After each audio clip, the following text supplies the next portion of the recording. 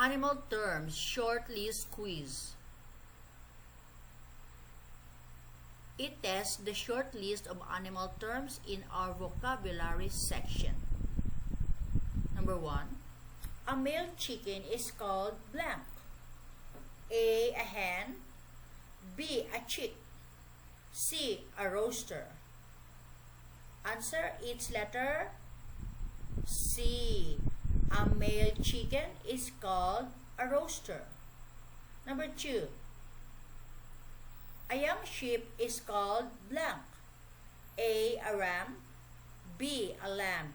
C, an ewe.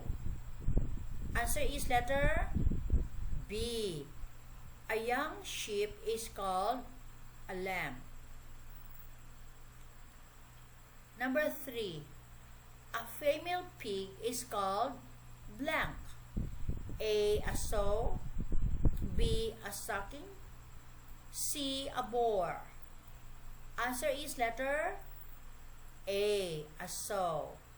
A female pig is called a sow. Number 4. A baby kangaroo is called blank. A cub. B, a pup. C, a joey. Answer is a baby kangaroo is called letter C. A baby kangaroo is called a joey. Number 5. A tigress is a blank tiger. A male. B female. C young. Answer is letter B. A tigress is a female tiger.